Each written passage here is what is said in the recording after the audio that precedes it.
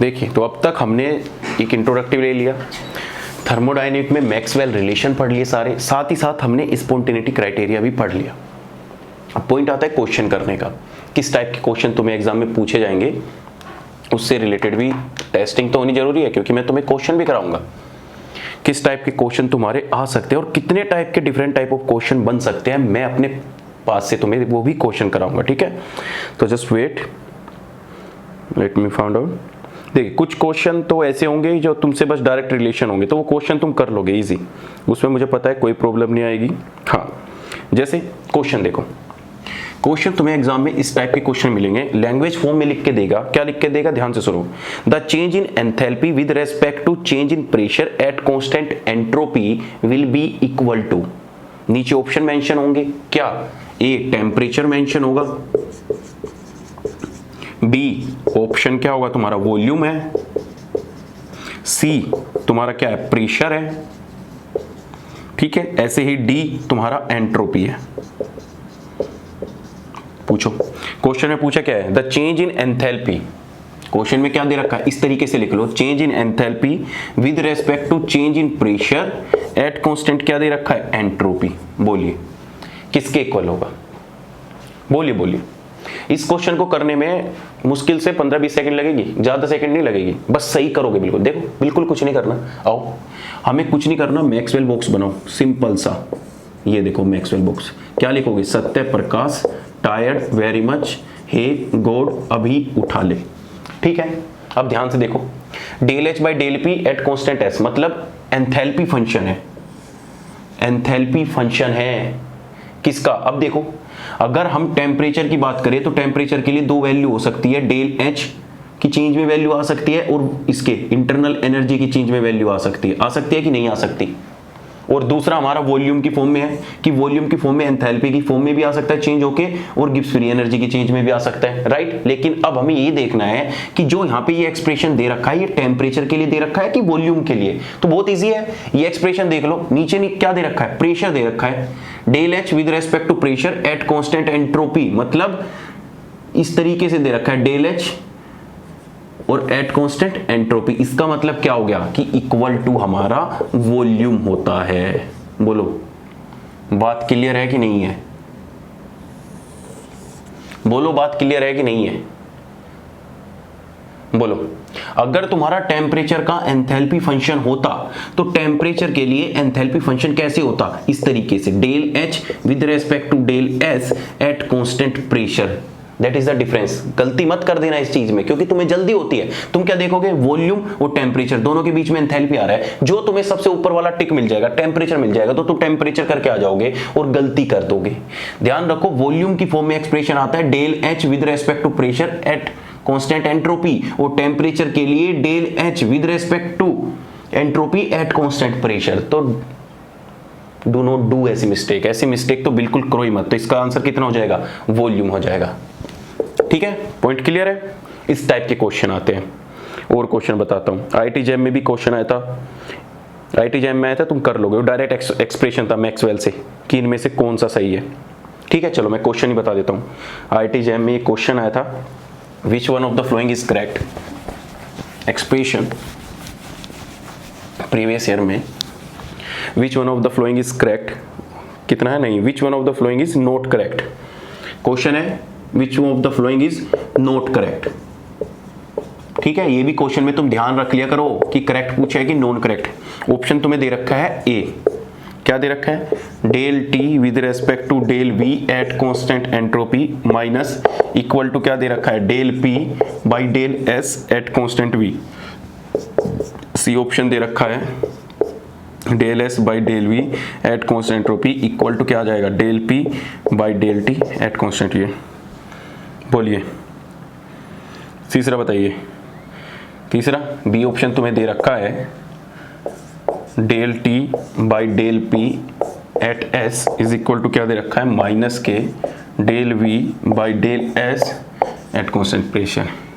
D option, D option में क्या दे रखा है, del S by del P at constant temperature equal to del V by del T at constant pressure. बताओ which one of the following is not correct, बोलिए answer क्या हुआ। मुश्किल से 2-3 सेकंड का क्वेश्चन है ये मेरे लिए, और तुम्हें भी इतना ही स्ट्रॉन्ग बनना है, इतना ही फास्ट बनना है। बोलो क्या कौन सा करेक्ट होगा? तो तुम सारे एक्सप्रेशन देख लोगे।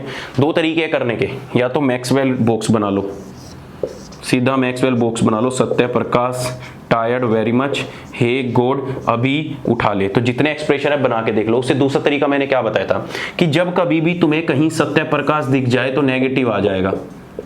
तो सबसे पहले तो क्वेश्चन में ये चेक कर लो कि सत्य प्रकाश कहाँ पे है।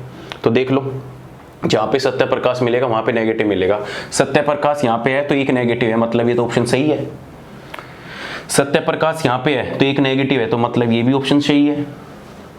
दूसरा तीसरा ऑप्शन देखो, बी ऑप्शन देखो, सत्य प्रकाश तो नेगेटिव प्रेजेंट है, लेकिन एक सत्य प्रकाश और है, तो इसका मतलब यहाँ पे भी नेगेटिव होना चाहिए था, यहाँ पे भी नेगेटिव होना चाहिए था, लेकिन यहाँ पे तो नेगेटिव नहीं है, यहाँ पे तो नेगेटिव नहीं है। इसका मतलब यही ऑप्शन होगा। ये ऑप्शन इनकरेक्ट है। ये तुम्हारा जैम में प्रीवियस ईयर में क्वेश्चन आया था। बोलो कोई दिक्कत है इसे करने में? कोई प्रॉब्लम नहीं है, बहुत ही चीज है, गंदे गंदे क्वेश्चन आते हैं।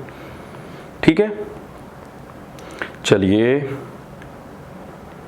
जैसे अब तुम्हें क्वेश्चन दे देगा, क्वेश्चन तुम्हें क्या दे देगा कि del S by del P at constant temperature will be equal to, बोलो किसके इक्वल होगा? बोलो किसके इक्वल होगा?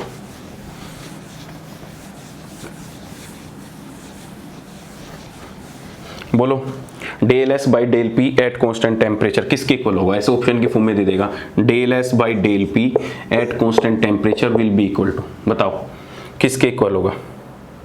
तो कुछ नहीं करना, फिर से मैक्सवेल बॉक्स तो बना के रखो कॉर्नर में ऊपर, Satya Prakash tired very much hey God अभी उठा ले। क्या दे रखा है? Del S by del P, मतलब del S by del P at constant temperature, ये एक्सप्रेशन दे रखा है। तो विल बी इक्वल टू क्या होगा?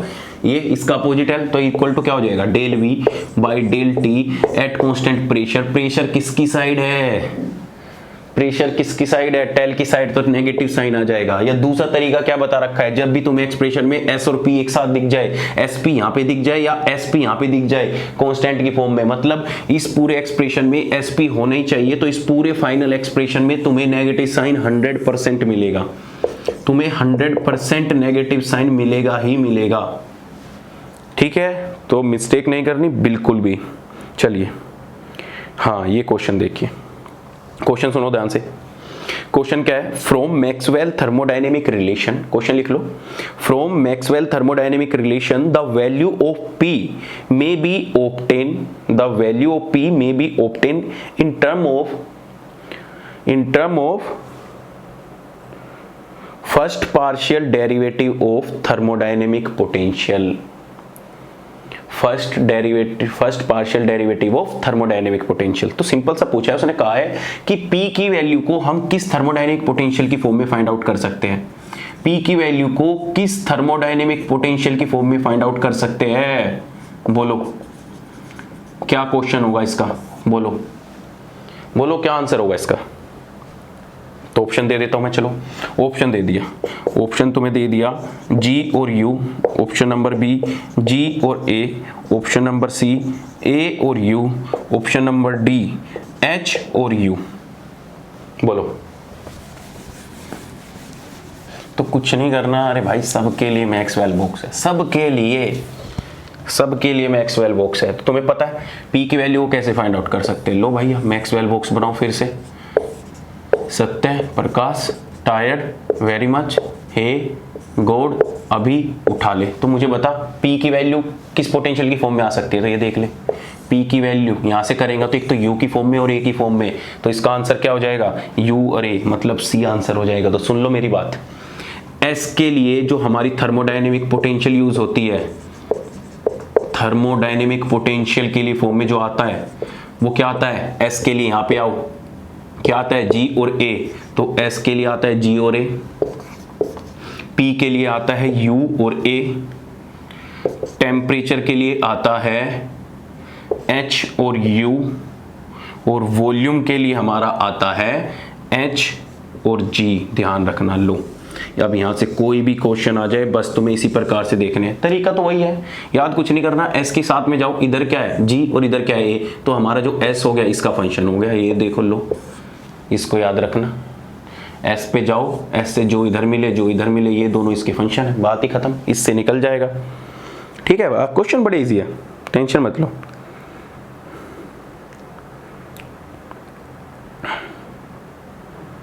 ऐसे देखो क्वेश्चन क्या दे रखा है, the thermodynamic potential which must be negative for spontaneous process at constant temperature and constant pressure। बताओ बताओ क्या होगा, हो गया। वैसे कुछ कुछ क्वेश्चन बता रहा हूं, बाकी सब क्वेश्चन इन्हीं से रिलेटेड हो गए, जिससे तुम्हारे दिमाग खुल जाए। तुम थ्योरी पढ़ पढ़ कर ना थोड़े परेशान से हो जाते हो, इसलिए मैं क्वेश्चन डालता हूं बहुत सारे बीच में, जिससे तुम परेशान ना हो। देखो क्वेश्चन क्या है, क्वेश्चन क्या है, the thermodynamic potential which must be negative for spontaneous process at constant temperature and constant pressure. बोलो ऐसी थर्मोडायनेमिक पोटेंशियल बताओ जो लेस देन जीरो है, किस पर, eight constant temperature and eight constant pressure. Option तुम्हें दे रखे है, ऑप्शन नंबर है जी, ऑप्शन नंबर बी है एच, ऑप्शन नंबर सी है ए, ऑप्शन नंबर डी है you. How will you find spontaneity criteria? बहुत स्पॉन्टेनिटी क्राइटेरिया मेरे भाई, सत्य Prakash tired very much, hey God अभी उठा ले। तो देख क्या बताया था स्पॉन्टेनिटी क्राइटेरिया में, ये पोटेंशियल है इसकी बगल वाले के प्रेजेंस पे, तो पी और टी पे कौन आ जाएगा, पी और टी पे हमारा ये आंसर आ जाएगा कि हमारा डेल्टा जी जब less than equal to zero होगा प्रेशर और टेम्परेचर पे, तो वो हमारा क्या होगा, स्पॉन्टेनियस प्रोसेस होगा।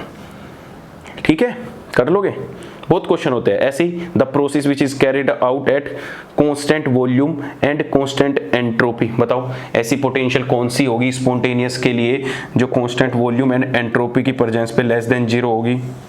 बोलो इट विल बी स्पॉन्टेनियस कौन सी होगी, वॉल्यूम और एस। बताओ ये रही इंटरनल एनर्जी, तो जब हमारा internal energy less than at constant volume entropy equal to zero आ जाए तो वो हमारा स्पॉन्टेनियस हो जाएगा। है इस क्वेश्चन में कुछ ऐसे ऐसे क्वेश्चन आते हैं तुम्हारे और तुम इतने घबराए रहते हो डर डर के। ठीक है, तो इस टाइप के ही तुम्हारे क्वेश्चन आएंगे। अब क्वेश्चन मैं देता हूं तुम्हें अपने पास से कि अगर एग्जामिनर तुम्हें क्वेश्चन देने लगा इस तरीके के, कुछ भी क्वेश्चन आ सकता है एग्जाम में, तुम्हारा माइंड चेक कर रहा हूं कि तुम कितना अप्रोच लगा पाते हो एग्जाम में। ठीक है, अब देखो मेरे वाले क्वेश्चन, मार्कर कौन सा काम कर रहा है, चलो देखो।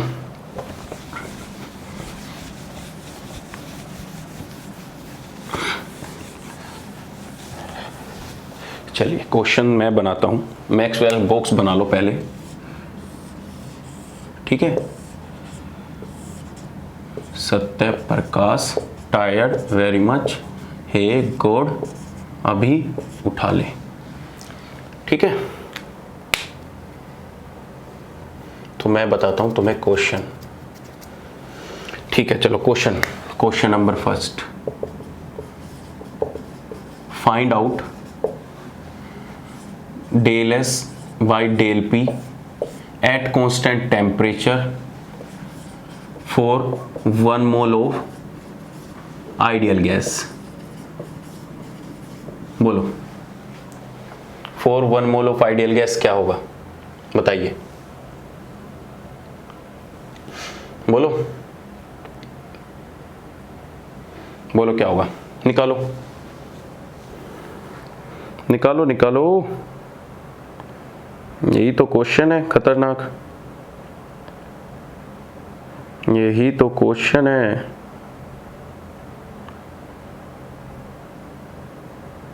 ठीक है, question number 2, question number 2, find out del S by del V at constant temperature for 1 mole of ideal gas. बोलो कैसे डिटरमाइन करोगे, कैसे डिटरमाइन करोगे अगर एग्जाम में एकदम से क्वेश्चन आ जाए और तुम्हें आइडियल गैस ऐसे लिख के दे दे कि PV is equal to nRT और मुझे बता कि इसके लिए del S by del P at constant temperature क्या होगा और इसके लिए del S by del V at constant temperature क्या होगा। अच्छा दोनों के लिए सेम ही आ रहा है, del S by del P constant, ठीक है। बोलो क्या होगा, तो कुछ नहीं, बहुत सिंपल है। पार्शियल डेरिवेटिव तुम्हें सिखाया कि नहीं? क्या सिखा रखा है कि del S by del P at constant temperature equal to क्या होगा? भाई सिंपल सी बात है, जब इस इक्वेशन में कोई एंट्रोपी का फंक्शन नहीं है तो हम इस पर डायरेक्ट कैसे अप्लाई कर सकते हैं? नहीं कर सकते ना। तो del S by del P हमें कुछ ऐसा फंक्शन निकालना पड़ेगा जो इसके इक्वल आए। तो del S by del P at constant temperature, del S by del P at constant temperature equal to क्या होता है? इक्वल टू होता है del V with respect to temperature at constant pressure. और हमारा कितना आ जाएगा? नेगेटिव साइन आ जाएगा। बोलो हाँ या ना? तो बस हमें ये तो पता है कि वॉल्यूम, टेम्परेचर, प्रेशर आपस में रिलेशन तो दे रखा है फंक्शन बना के, तो अब हम निकाल देंगे। यही तो लॉजिक था इस क्वेश्चन में, कुछ नहीं करना। अब देखो क्या हो जाएगा। तो मैं क्या कर सकता हूं? V is equal to N R T by P कर सकता हूं। तो हमारा del V by del T is equal to कितना हो जाएगा? बोलो एन आर बाई पी हो जाएगा कि नहीं हो जाएगा? बोलो हाँ या ना?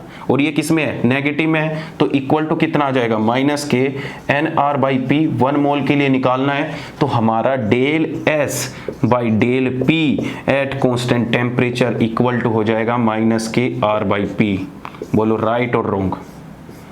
कर लोगे? बोलो कर लोगे? बस इसके लिए del S by del P ऐसे कर लोगे, सिंपल है। ऐसे क्वेश्चन होना है। सेकंड देखो, बताओ सेकंड के लिए क्या होगा? ऐसे क्वेश्चन ऐसी एंट्रोपी की फॉर्म में पूछ लेगा, तुम्हारा दिमाग खराब हो जाएगा। Del S by del P, expression में कहीं डेल एस नहीं है और तुम कैसे करोगे? बोलो। तो ऐसे गड़बड़ कर देते हो तुम ना। तो पता फिर तुम क्या करते? तुम भी तो महान आदमी हो। तुम क्या करते? अगर तुम्हें ऐसे करके दे दिया N R T by P, तो तुम इसको ही लिख देते माइनस के 1 अपॉन में P square N R T, इसको ही करके आ जाते। ऐसी गलती मत करना, बता रहा हूं मैं। चलो सेकंड बताओ। सेकंड क्या है कि del S by del B at constant temperature for 1 mole of ideal gas कैसे कैलकुलेट करोगे? तो बहुत इजी है। Del S by del V at constant temperature ideal gas के लिए निकालना है। तो del S by del V at constant temperature, इसका अपोजिट क्या होगा? एक्सप्रेशन। भाई इसका क्या होता है? Partial del V equal to क्या होता है? Del P by del T at constant volume. बस अब तुम्हें आइडियल गैस पता है, P V is equal to N R T. तुम्हें निकालना क्या है? Del P by del T निकालना है। तो del P by del T कितना हो जाएगा? बोलो एन आर अपॉन में वी। तो हमारा del P by del T equal to कितना हो जाएगा? एन आर अपॉन में वी। बोलो इसमें कोई दिक्कत है? तो यही हमारा रिलेशन हो जाएगा कि del S by del V at constant temperature equal to आता है एन आर अपॉन में वी, और इक्वल टू होता है हमारा del P by del T at constant volume. बोलो इससे ज्यादा है?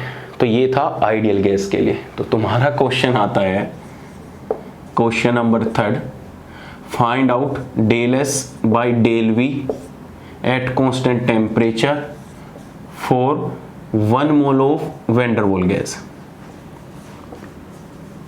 For 1 mole of van der Waals gas. Question number 4. Find out del S by del V at constant temperature for 1 mole of reduced van der Waals gas.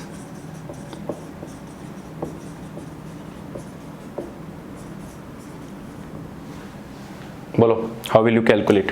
मैं तो easy था, कर दिया। चलो वैन डर वाल्स गैस के लिए बताओ और reduce van der Waals gas के लिए बताओ। ऐसे एक्सप्रेशन आ जाते हैं एग्जाम में डायरेक्ट उठ के। आएंगे पक्का, ध्यान रखना, नोट से बाहर कुछ नहीं आएगा, इतना यकीन रखना अपने टीचर पे।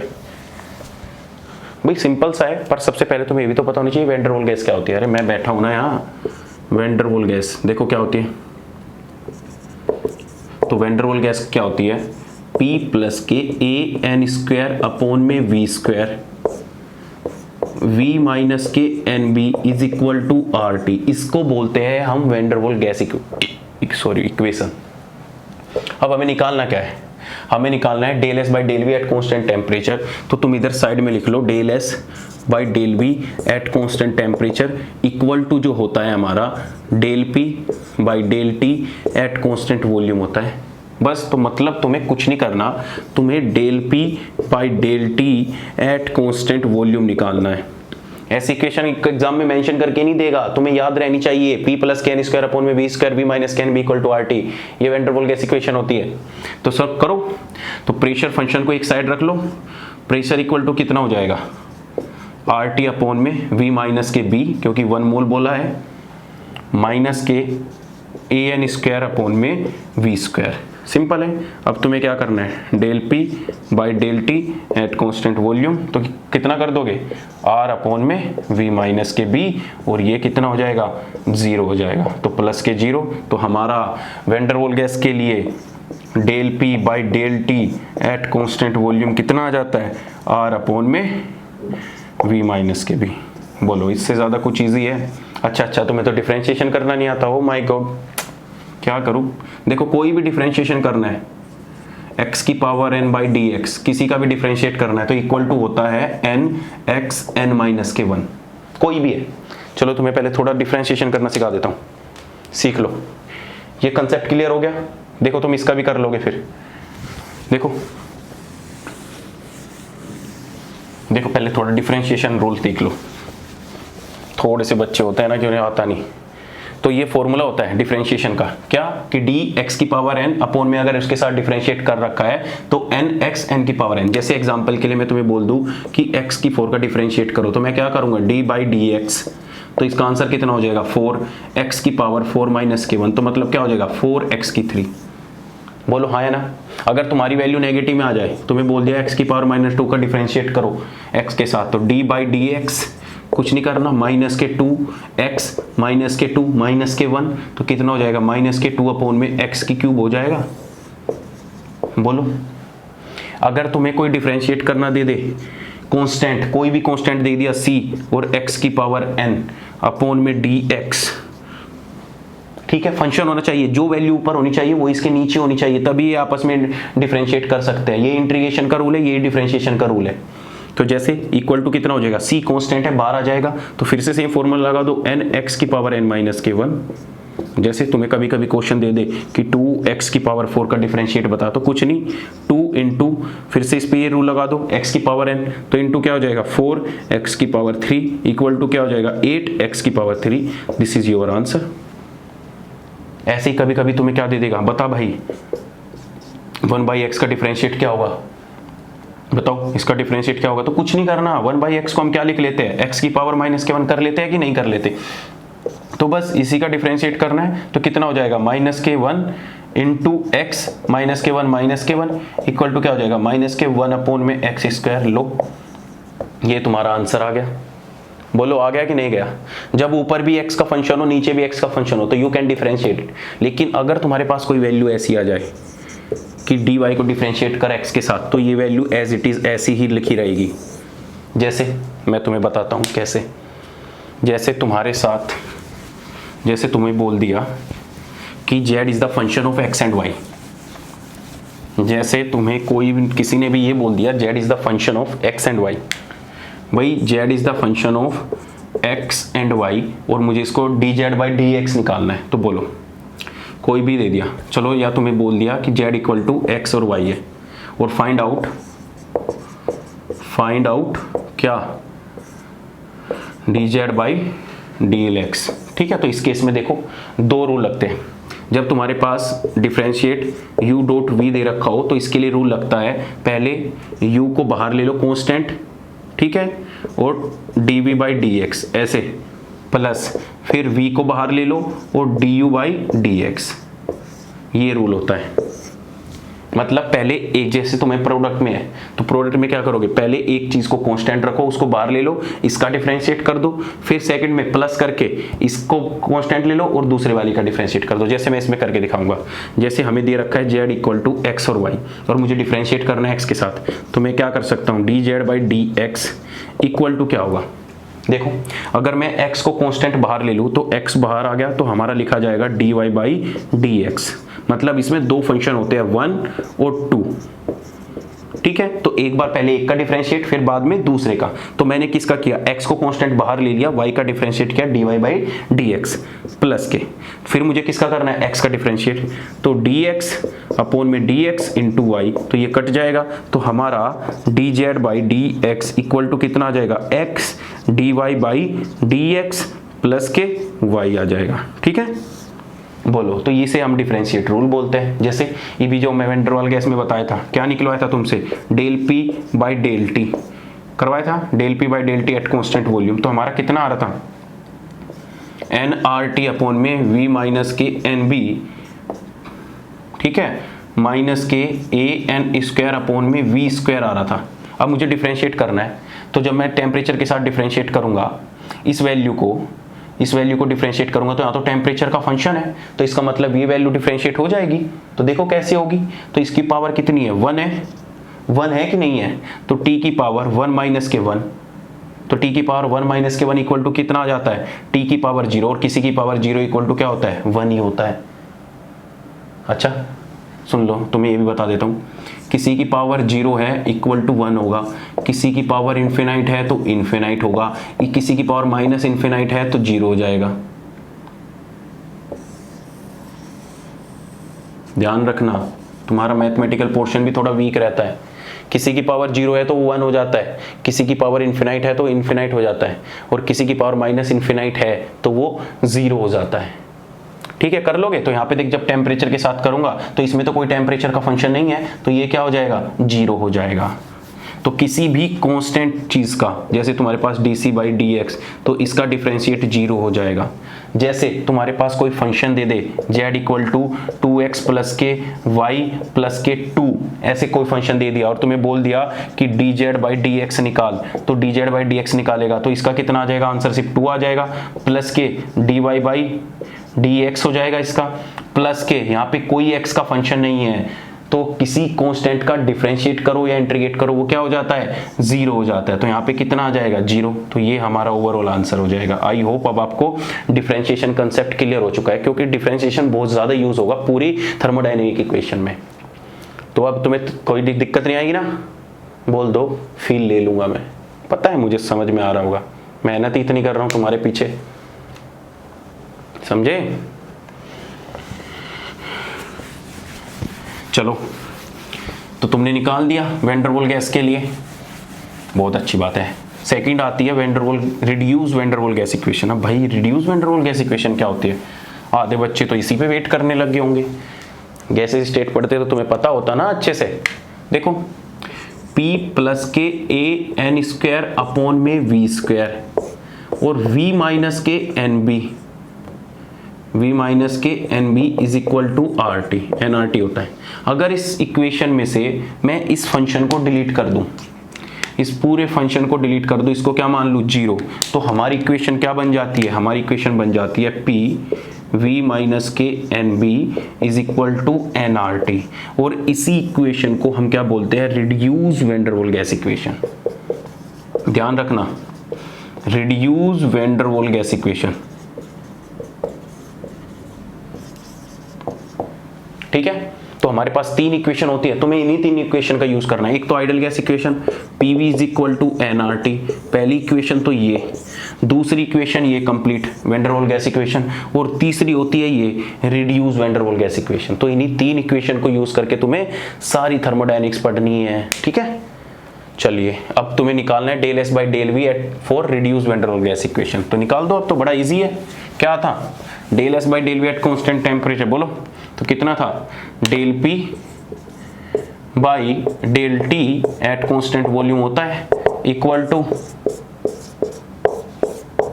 बोलो इजी है कि नहीं है। तो del P by del T, तो P को एक साथ रखो, P को इधर लिया है तो P को इधर ले आओगे तो कितना आ जाएगा, nRT अपॉन में V माइनस के NB, तो del B by del T तो इक्वल टू, जब इसको टेम्परेचर के साथ डिफरेंशिएट करोगे तो कितना आ जाएगा, nR अपॉन में NB आ जाएगा, या n इक्वल टू 1 दिख दिया तो R अपॉन में V माइनस के B। बोलो, तो reduce van der Waals gas equation के लिए भी यही वैल्यू आती है, del S by del V at constant temperature, और रिड्यूस के लिए भी यही आती है, फुल के लिए भी यही आती है, रिड्यूस के लिए भी यही आती है। तो अगर तुम्हारा कोई क्वेश्चन अब तक बन सकता है जितना पोर्शन मैंने पढ़ाया, तो इससे ज़्यादा पोर्शन नहीं बन सकता। अगर एग्जामिनर ज़्यादा ही कमी ना हो गया तो वो तुम्हें B की वैल्यू दे के भी पूछ लेगा। कैसे, कि क्वेश्चन ऐसे दे देगा कि चल भाई मुझे बता, अल्फ़ा की वैल्यू कुछ दे देगा 316, मुझे बहुत लंबी यूनिट होती है याद नहीं है, B इक्वल टू कुछ दे देगा तुम्हें 0.238, इस तरीके से दे देगा। वॉल्यूम तुम्हें दे देगा कि वॉल्यूम है तुम्हारा 10 सेंटीमीटर क्यूब, ठीक है। तो find out del S by del V at constant temperature for reduced van der Waals gas। देखो अगर तुम्हें वैल्यू भी गिवन दे दे, एग्जामिनर आगे जाके क्वेश्चन हार्ड करने वाला है, तो अगर तुम्हें वैल्यू दे दे ए की, बी की, इनकी यूनिट मुझे याद नहीं है, ठीक है, ए बी, और वॉल्यूम दे दे 10 सेंटीमीटर क्यूब, और तुमसे पूछे del S by del V at constant temperature for reduced van der Waals gas के लिए क्या होगा? अरे बड़ा इजी है, आर अपॉन में वी माइनस के बी आ गया, आर की वैल्यू 8.314 जूल पर केल्विन पर मोल होती है, वॉल्यूम तुम यहाँ पे लिख ही दोगे, और बी की वैल्यू तुम्हें गिवन ही है, लो मैग्नीट्यूड फॉर्म में निकाल दी। तो मैं भी अब जैसे जैसे एग्जामिनर क्वेश्चन को बढ़ा रहा है, मैंने भी अपनी सोचने की पावर बढ़ा दी। मैं भी सोचने लगा कि अब एग्जामिनर अगर गंदे से गंदा भी क्वेश्चन बना सकता है किसी भी पॉइंट से, तो कितना गंदा बना सकता है। तो तुम्हें मैं रेडी कर रहा हूँ बिल्कुल खतरनाक किसी भी जंग के लिए, ऐसे निकल जाओगे तुम, ऐसे, समझ गए? तैयार हो?